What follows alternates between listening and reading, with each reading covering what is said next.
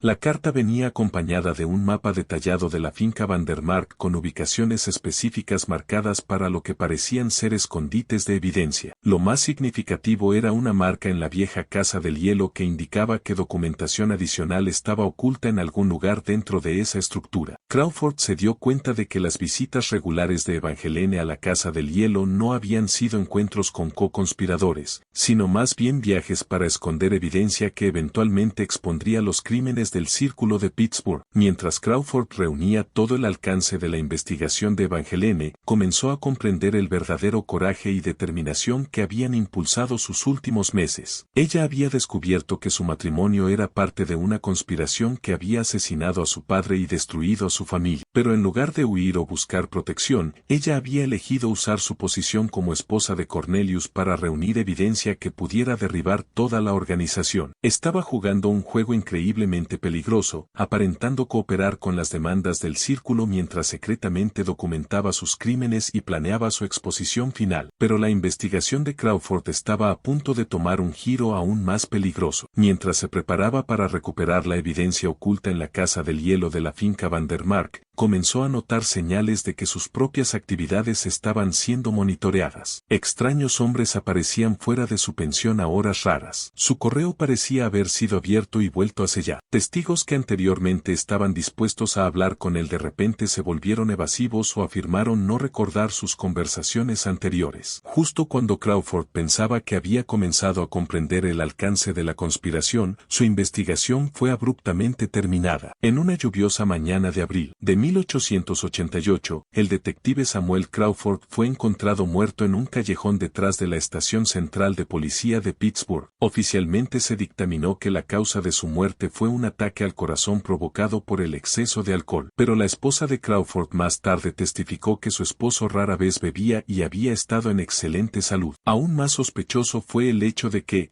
todos los archivos de caso de Crawford relacionados con la investigación Vandermark desaparecieron de la estación de policía la misma noche en que él murió. La muerte del detective marcó el fin de cualquier investigación oficial sobre la desaparición de Evangeline Vandermark, pero también representó algo mucho más siniestro. La prueba de que el círculo de Pittsburgh estaba dispuesto a asesinar a oficiales de la ley para proteger sus secretos. La muerte de Crawford envió un mensaje claro a otros policías honestos e investigadores potenciales de que algunos casos eran demasiado peligrosos para ser perseguidos, sin importar cuán convincente fuera la evidencia. En los meses posteriores a la muerte del detective Crawford, la élite industrial de Pittsburgh parecía cerrar aún más filas, creando una atmósfera de miedo y sospecha que permeaba cada nivel de la sociedad. Los trabajadores en los molinos de acero susurraban sobre accidentes misteriosos que reclamaban la vida de cualquiera que hablara demasiado abiertamente sobre violaciones de seguridad o sobre organización laboral. Los periodistas descubrieron que los editores de repente no estaban dispuestos a publicar historias que pudieran reflejar quedar mal a los principales líderes industriales de la ciudad. Incluso los políticos que previamente apoyaban las reformas laborales comenzaron a cambiar sus posiciones, a menudo citando preocupaciones vagas sobre la estabilidad económica y la necesidad de mantener la ventaja competitiva de Pittsburgh en los mercados nacionales. Pero debajo de esta calma superficial, fuerzas estaban agitando que eventualmente sacarían los crímenes del círculo de Pittsburgh a la luz. La investigación del detective, aunque oficialmente terminada, había creado ondas que se extendieron mucho más allá de las fronteras de Pittsburgh. Crawford había correspondido con funcionarios de la ley en otras ciudades, compartiendo información sobre accidentes industriales y desapariciones misteriosas que parecían seguir patrones similares. Estos contactos comenzaron sus propias investigaciones discretas, evitando cuidadosamente los errores que le costaron la vida a Crawford. En Boston, el capitán de policía William O'Brien se sintió intrigado por las preguntas de Crawford sobre la destrucción de la familia Harwell y el supuesto suicidio de Harrison Harwell. O'Brien era un veterano de 25 años del Departamento de Policía de Boston que siempre se había sentido preocupado por la superficialidad de la investigación sobre la muerte de Harrison. El banquero había sido encontrado colgado en su oficina sin nota de suicidio y sin un motivo aparente para quitarse la vida. Sin embargo, el caso había sido cerrado en cuestión de días a pesar de numerosas inconsistencias en las pruebas físicas. La revisión de O'Brien de los archivos originales del caso reveló varios detalles que habían sido pasados por alto o deliberadamente ignorados por los investigadores originales. La oficina de Harrison Harwell había mostrado signos de lucha, con muebles volteados y papeles esparcidos por el suelo. Sin embargo, esto se había descartado como el resultado de los últimos momentos de desesperación de la víctima del suicidio. Más preocupante aún fue el testimonio de un vigilante nocturno que afirmó haber visto a 3 hombres bien vestidos salir del edificio alrededor del momento en que se descubrió el cuerpo de Harrison, pero cuya declaración nunca fue incluida en el informe oficial de la policía. La investigación del capitán de policía de Boston lo llevó a intentar contactar a Edmund Harwell, quien supuestamente había viajado a California, pero cuyo paradero real seguía siendo desconocido. Las consultas de O'Brien a través de las agencias de policía del oeste no produjeron rastro alguno de alguien que coincidiera con la descripción de Edmund llegando a California durante el periodo de tiempo relevante, pero sí revelaron algo aún más intrigante. Informes de un joven abogado que usaba varios alias y que había estado haciendo preguntas sobre la corrupción industrial y la manipulación financiera en varias ciudades importantes del Medio Oeste. Mientras tanto, en Chicago, el periodista de investigación Michael Flanagan se interesó por la investigación de Crawford sobre los patrones de accidentes industriales en toda Pensilvania. Flanagan trabajaba para el Chicago Tribune y había construido una reputación por exponer la corrupción corporativa y el soborno político que se extendía a lo largo de los centros industriales en rápido crecimiento del Medio Oeste. Su propia investigación sobre las prácticas de la industria del acero había revelado patrones inquietantes que parecían confirmar las sospechas de Crawford sobre sabotaje coordinado y manipulación del mercado. La investigación de Flanagan